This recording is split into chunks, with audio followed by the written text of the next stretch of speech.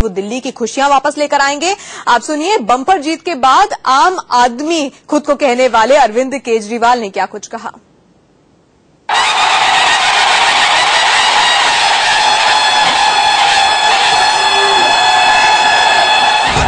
ये दिल्ली के एक नायक की सबसे बड़ी जीत की तस्वीर।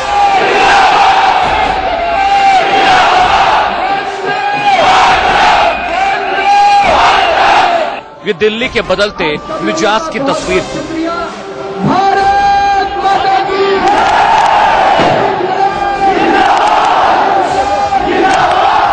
और ये दिल्ली के लोगों की नई उम्मीद की तस्वीर।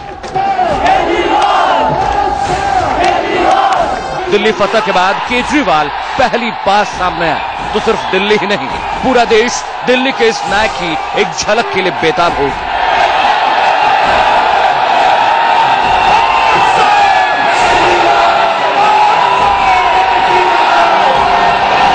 जब आप सच्चाई के रास्ते में चलते हैं तो इस दुनिया की सारी, ब्रह्मांड की सारी शक्तियां आपकी मदद करती हैं।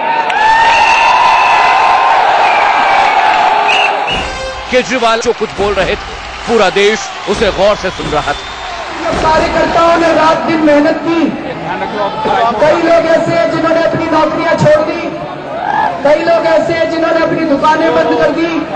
24-24 घंटे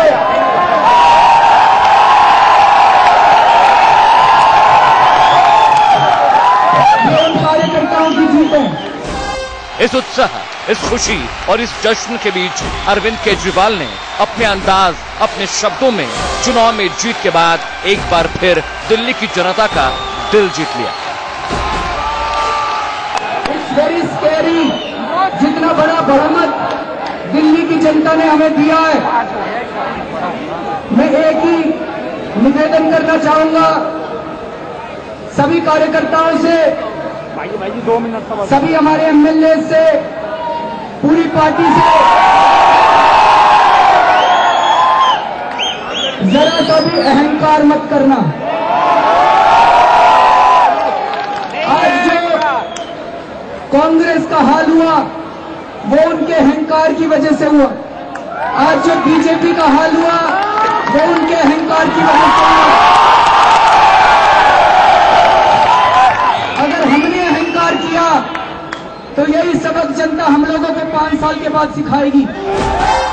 केजरीवाल के साथ पहली बार उनकी पत्नी और पिता मंच पर थे। पूरा देश दिल्ली के इस नायक के परिवार की खुशी महसूस कर रहा था। केजरीवाल ने कहा कि वो आज जो कुछ भी हैं परिवार की बदौलत है। तो एक डर लगा रहता है कि कभी सरकार इनके खिलाफ एक्शन ना ले ले। इनको खींच के ले आया, मैंने कहा डरो मत, सरकार कोई एक्शन नहीं लेगी।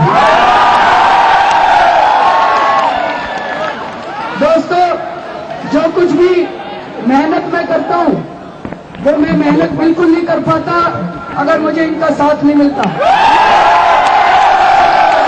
मेरे पिताजी हैं,